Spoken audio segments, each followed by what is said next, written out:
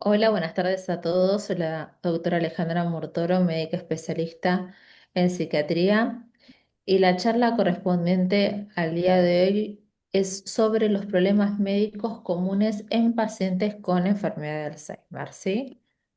Y cómo abordar justamente los mismos. Bueno, como siempre, las charlas están divididas en distintos objetivos, en estos segmentos para su mayor comprensión y también para mantener un orden. Vamos a comenzar con qué le sucede a un paciente con enfermedad de Alzheimer, con demencia por enfermedad de Alzheimer, así como también a cualquier persona con el transcurso del tiempo. Va a comenzar eh, a, a ir adquiriendo otro tipo de enfermedades distintas a este tipo de demencia. Bien, entonces, ¿qué pasa cuando surgen estos diagnósticos, estas enfermedades orgánicas? Esto puede causarle al paciente con demencia por Alzheimer una mayor confusión, así como también cambios en el comportamiento. Pueden volverse mucho más irritable, ¿sí? También hay esta cuestión que surjan síntomas que motiven a una consulta médica, pero que el paciente no los pueda comunicar, no tenga la capacidad para poder realizarlo por la alteración, esto según, o por supuesto, la fase en la cual se encuentra, según esté afectada la función cognitiva del lenguaje o no. Y también un punto que este es la parte central, es estar justamente atento y observar. No siempre hay que esperar a que el paciente nos diga, me siento mal, porque esto quizás no ocurra, pero sí observar y ver algo distinto y prestar atención a eso distinto para poder hacer una consulta médica, llegar a un diagnóstico precoz y posteriormente a un tratamiento asertivo de aquello que se pudo, estando atento, poder pesquisar, poderlo observar y acudir a la consulta médica. Bien, ahora lo que vamos a nombrar son los diferentes problemas médicos y consejos para su mejor abordaje. Empezamos por los respiratorios, gripe, neumonía y otras afecciones respiratorias, ¿sí? La transmisión es interpersonal. Es importante, por supuesto, la vacunación. La vacunación en cuanto a lo que es la anual y cualquier virus que surge, cualquier esquema de vacunación. eh, que el paciente tenga que actualizarlo, cumplir con los esquemas de la vacunación, que esté vacunado con la gripe, por ejemplo, todos los años, ¿sí? Bien, después también un resfrío común, gripe, que es un cuadro ya respiratorio más bajo, más graves como el COVID-19 tienen síntomas similares, comparten síntomas en común, que esto puede quizás alertar sobre, por ejemplo, tiene dolor de garganta, congestión, tos y alarmar que presenta una infección grave cuando quizás sea un simple resfriado común. Por eso es importante consultar al médico para llegar al diagnóstico asertivo. Bien, tanto el diagnóstico como también el consecuente tratamiento para la cura del mismo. Bueno, otro, sobre todo en estas épocas con altas temperaturas, deshidratación. Nosotros en nuestro organismo, el mayor porcentaje de nuestra composición justamente es agua. El agua es vital para todo lo que es la función de nuestro sistema, ¿sí? Si una persona está enferma, bebe menos agua, o la persona que directamente está acostumbrada a no tomar líquido, y cuando hablamos de líquido es tomar agua, no tomar sustitutos, siempre es preferente hidratarse tomando agua, no jugos, no hacer la trampa de si me hidrato porque tomo mucho mate, hidratarse con agua. La importancia es justamente de la hidratación es tomar la cantidad de agua correcta por día.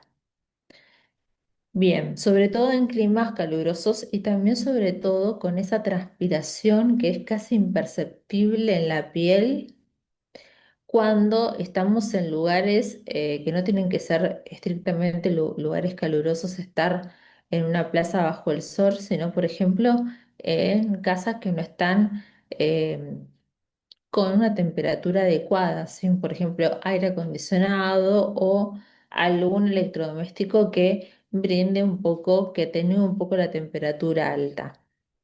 ¿Cuáles pueden ser los signos que tenemos que tener en cuenta? Que el punto clave, como se dijo en un principio, es estar atento y observar, ¿sí? Signos ¿en qué tenemos que estar atentos en la deshidratación en cuanto a los que son los signos? ¿Y qué tenemos que observar? Que tenga la boca seca o esa cuestión de la saliva pastosa cuando hable, que le cueste, mareos, bueno, ya en estadios más avanzados, alucinaciones, y también que esté aumentada, perdón, la frecuencia la frecuencia cardíaca, ¿sí? Em, En estas cuestiones no solamente sirve observar, sino preguntar. Preguntar si, por ejemplo, preguntarle al paciente, ¿tenés sed? Seguramente va a decir no. ¿Te sentís un poco raro, un poco mareado? ¿Sentís que en el pecho sentís como la sensación de algo raro como que hay un latido más fuerte, pero no ir preguntando si tiene sed porque lo más probable es que la respuesta sea negativa cuando sí hay sed, pero el paciente va a decir que no, la respuesta es no. Bien. También, ¿cuánto líquido está bebiendo la persona para una correcta hidratación? ¿Sí? Siempre, bueno, depende del caso, depende también qué otras enfermedades, qué otras comorbilidades presentes, además de Alzheimer, para saber cuánto líquido tiene que estar tomando por día. Y si la persona acá, bueno, el tema que se contradice un poco en lo que dije, si no desea tomar agua, lo ideal es que tome agua, ofrecerlo por lo menos para que esté hidratado al menos jugo, aguas saborizadas. No sería lo ideal, caldos, leche, té, café descafeinados, café sin cafeína. Esto sí es importante como hábito, pero lo ideal es que tome agua. Nada de jugo, nada de aguas saborizadas, caldos. En esta época no es muy compatible, pero lo que es hidratación, incluso si el caldo, estamos en esta charla, pero la traspolamos en julio, el caldo es un alimento, tiene que estar la persona hidratada y se hidrata con agua. Después, otros de los problemas médicos o un potencial problema, o el problema de la caída. El, la cuestión es poder prevenir, justamente, anticiparnos para que éstas no ocurran. ¿Qué pasa con la edad? Todos vamos a tener los huesos cada vez más frágiles. Y con las caídas es mucho más susceptible que ese hueso frágil sufra una fractura. ¿Qué pasa? En las personas con demencia con enfermedad de Alzheimer es mayor el riesgo de caída, eh, y esto también se puede deber, tiene una causa. Esto es por cambios que presenta la persona en cuanto a lo que es la percepción de lo que está viendo. Quizás esté en una alfombra, eh, y haya un pliegue en esa alfombra y el paciente con enfermedad de Alzheimer, ese pliegue no lo ve tan profundo o tan evidente o tan llamativo. Lo ve como un pequeño pliegue, pero si es un pliegue importante, quizás esté caminando y con ese pliegue, al caminar, produzca justamente la caída, tropiece y se que termine cayendo. Esto por alteración de las percepciones, porque se van alterando con el correr con la sucesión, mejor dicho, las diferentes fases de la enfermedad de Alzheimer, las funciones cognitivas, por alteración justamente de la percepción, de lo que se capta a través de los sentidos y también de lo que es la propiocepción, ¿sí? Estreñimiento o diarrea, ¿sí? Vamos a ver entonces estas cuestiones de problemas orgánicos a nivel intestinal. Primero, definición, estreñimiento es dificultad para evacuar, diarrea, evacuaciones frecuentes, ya que están eh, por fuera excesivo en relación al ritmo evacuatorio normal de esa persona. Puede ser esto, ambas pueden ser causadas por hábitos, determinados hábitos alimentarios, cambios en la alimentación, ¿sí? También de vuelta por la deshidratación, la mayor parte justamente de la materia fecal está formada por agua. Algunos medicamentos, en algunos casos, como bien dice aquí, hay enfermedades orgánicas que justamente son las causantes de estos dos síntomas, enfermedades justamente que afecten al intestino. Vamos a ver entonces, ¿qué tenemos que tener en cuenta o qué tiene que tener en cuenta el cuidador como consejo? Alimentos, darle alimentos para evitar estos síntomas. Preparar alimentos ricos en fibras, ¿sí? Acá una serie de ejemplos. También estar atento y observar cuánto líquido está tomando la persona. La persona debe hidratarse correctamente y también asegurar que haga ejercicio. Tener hábitos sanos va a mejorar justamente estos síntomas, ¿sí? Y si con el cambio de hábitos los síntomas no mejoran, acudir justamente al médico. El manejo de los medicamentos, ¿sí? Esto no es un problema médico, sino que es una realidad del adulto mayor, con o sin enfermedad de Alzheimer, ¿sí? ¿Qué pasa con el adulto mayor? Suele tener múltiples, en algunos casos, concomitantemente bajo varios tratamientos a la par, y todos esos medicamentos pueden, en caso de que no haya un correcto control y seguimiento por los médicos tratantes, esos medicamentos pueden incurrir en una interacción medicamentosa. Esto obviamente trae consecuencias. Por eso siempre es importante que cuando uno va al médico, no sé, por dar un ejemplo, va al médico psiquiatra, ¿no?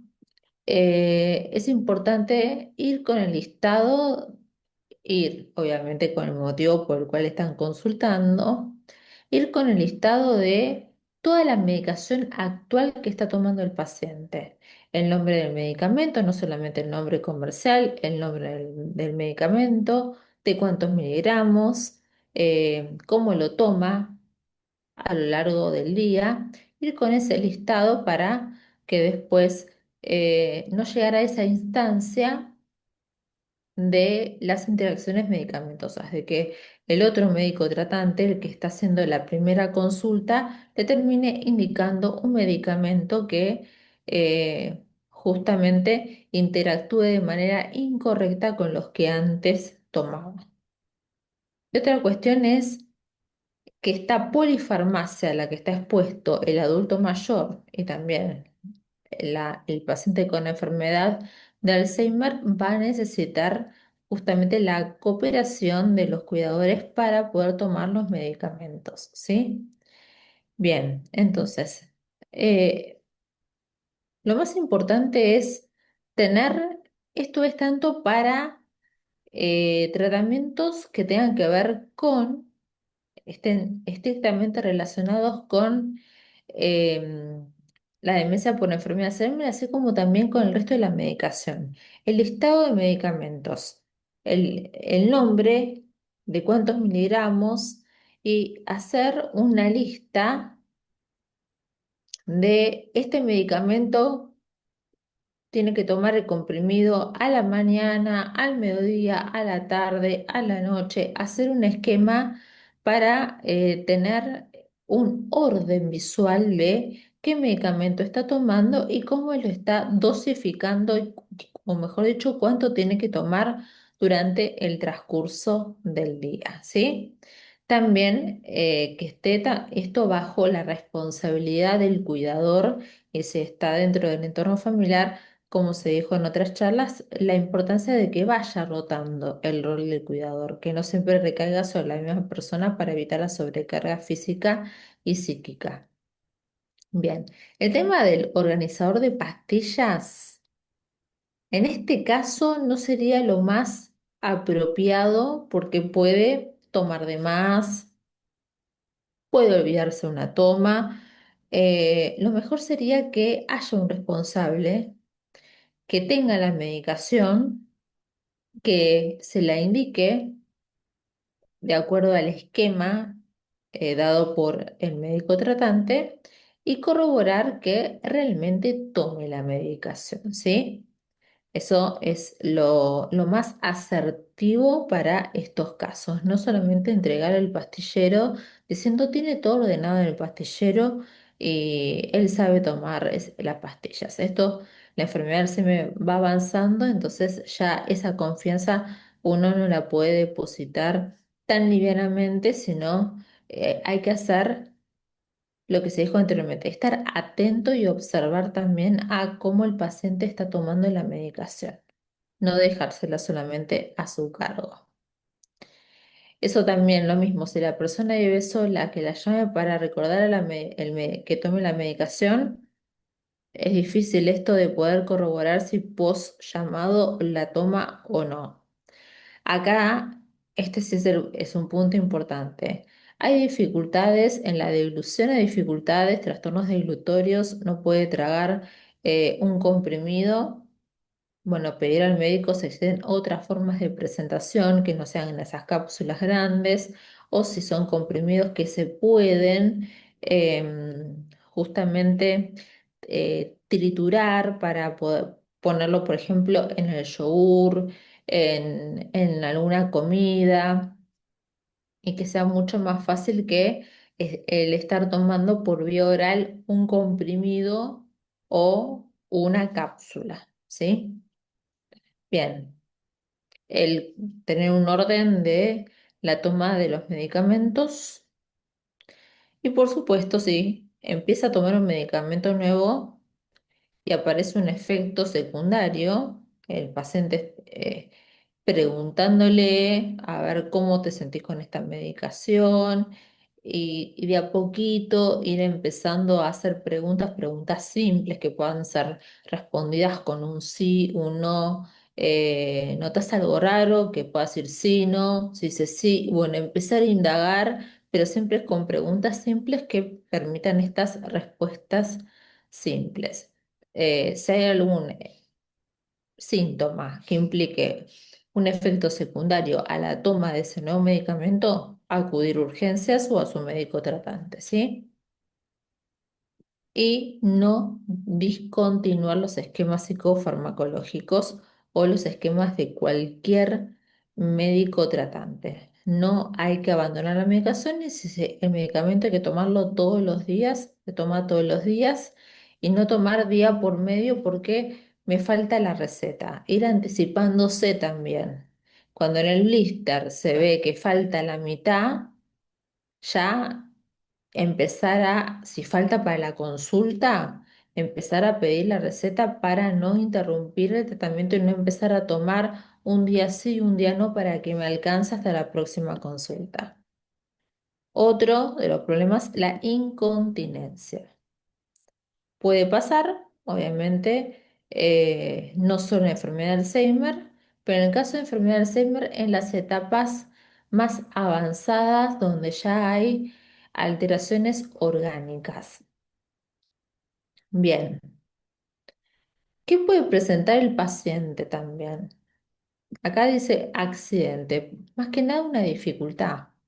Quizás que esté muy desorientado, le cueste encontrar dónde está el baño, no pueda ubicarse y no pueda encontrar el baño. O cuando entra al baño, si alguien, no si alguien, no reconoce los objetos, no lo pueden identificar y denominar. Sí, por dar un ejemplo, si uno entra al baño con un paciente con enfermedad de Alzheimer y le señala al inodoro y le dice, y le pregunta, ¿esto cómo se llama? Pregunta concreta. No lo saben responder, ¿no? Porque ya perdieron la capacidad de poder identificar y de poder denominar justamente ese objeto y esto es por alteración justamente de la memoria. Bien, tarea. La incontinencia es una tarea sumamente difícil. Obviamente un dato que es bastante obvio para el cuidador. Algunos pacientes se niegan a usar pañales, tampoco quieren usar eh, el pañal extendido en la cama durante la noche, papagayo, tabla tampoco. Les cuesta mucho aceptar eso, porque eso también implica aceptar la pérdida de la autonomía.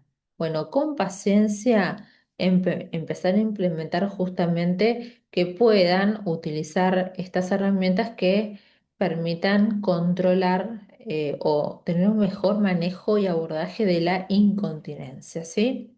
También el paciente que presente incontinencia que use una ropa cómoda por si hay algún accidente que el cambio sea mucho más fácil.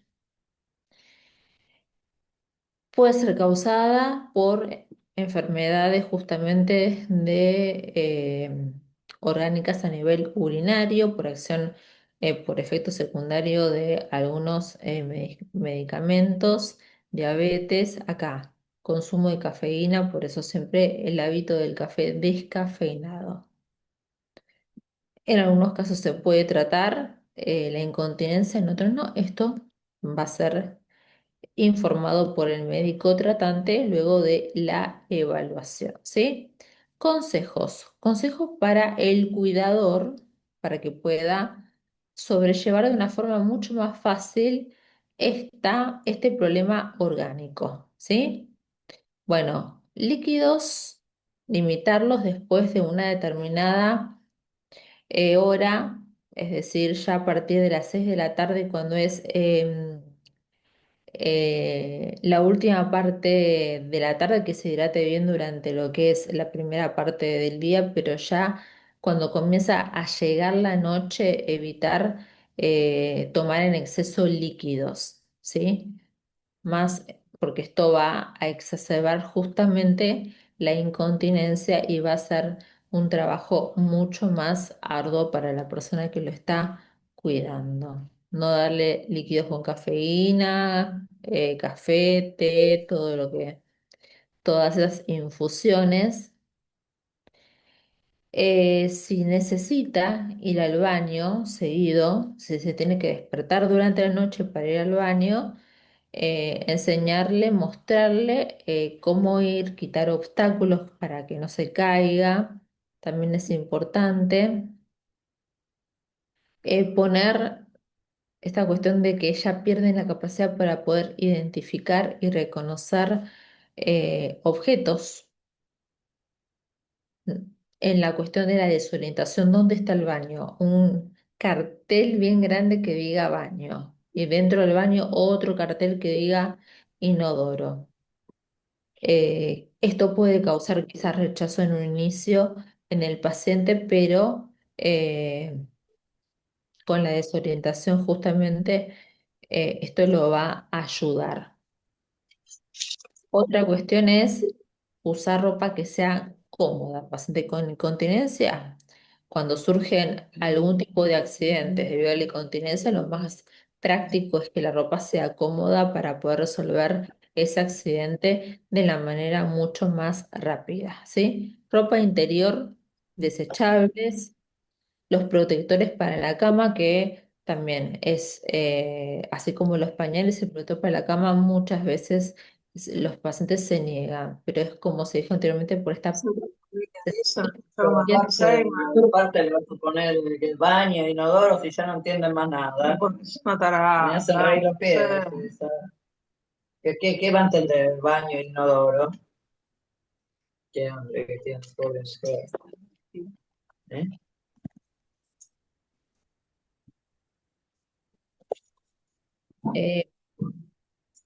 eh, desactivar el micrófono, muchas gracias. Cuando tenga el accidente con la incontinencia, importante posteriormente la correcta limpieza de la piel de la zona. Esto va a evitar que, una vez que el paciente después termine rascando, esto cause una sobreinfección, hace que la limpieza es sumamente importante. Y la cuestión de marcar un cartel que diga baño y que diga inodoro en un paciente que tiene desorientación ayuda. Problemas dentales, otro de las cuestiones orgánicas. Bien, también es una cuestión que va a terminar empeorando, así como también para ya de edad avanzada. ¿Qué va a pasar? Necesitan ayuda justamente para todo lo que es higiene dental o la higiene también de lo que es la dentadura, porque por la pérdida de la autonomía ya no puede hacerlo por sí mismo, sino que necesita la ayuda del cuidador, ¿sí? Entonces, importante no solamente ayudarlo en esta limpieza, sino también ayudarlo en hacer los controles y seguimientos con el odontólogo, que haga las rutinas odontológicas como corresponde, ¿sí? También no solamente por los dientes, porque sino también porque en la cavidad oral puede haber alguna patología que sea un hallazgo en lo que es el control de rutina a nivel odontológico. ¿Bien? Además de caries, puede aparecer en llagas, comida atrapada en distintos puntos entre los dientes o en el paladar, pero también algunos bultos que quizás esto, no sé, esto sea un hallazgo que deba ser tratado por otro especialista, ¿sí? Muy bien. Importante mantener una buena higiene y ayudarlo con estas cuestiones. Bueno, por último, como conclusiones, es sumamente importante lo que se dijo en un principio, estar atentos y observar porque el paciente por sí mismo no nos va a decir, estoy con tal síntoma. Hay que estar mirando al paciente, observándolo, tratando de pesquisar si notamos algo raro. Si notamos algo raro, empezar a preguntar con justamente no cuestiones complicadas, con preguntas complicadas que requieran respuestas largas, sino algo bien concreto y en caso de pesquisar sintomatología, acudir al médico para que haga un diagnóstico precoz lo antes posible y después permita un tratamiento que sea justamente asertivo para el motivo de consulta, ¿sí? Y también después, además de esta conclusión, los consejos al momento de la consulta, ¿sí? Cuando tienen que ir justamente a esa primer consulta con el médico por aparición de nuevos síntomas o lo que son las consultas propias del control y seguimiento.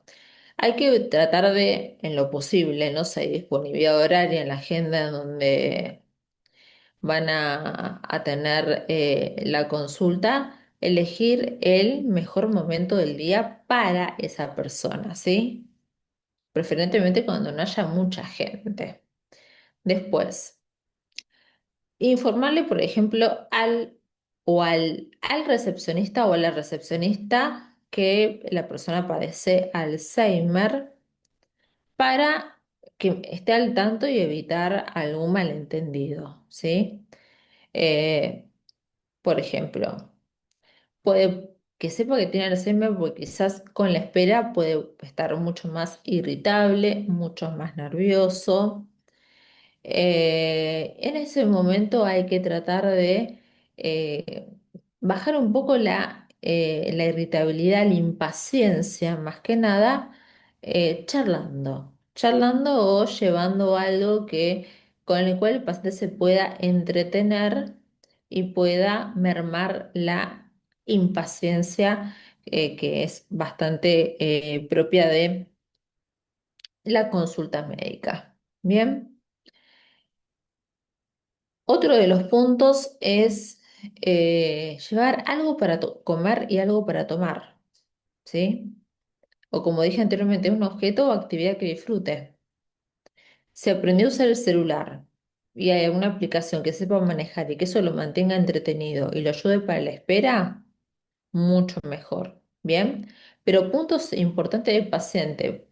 Con la enfermedad de Alzheimer puede tener también concomitantemente, y es muy frecuente que tenga concomitantemente, otras enfermedades orgánicas. Y lo importante es poder observar al paciente, estar atentos al paciente, observarlo para poder pesquisar los síntomas, acudir al médico lo antes posible, que llegue el médico a un diagnóstico y se comience el tratamiento oportuno. Bueno, con esto finalizamos la charla del día de hoy. Espero que la información haya sido de ayuda y nos vemos el próximo jueves. Muchas gracias.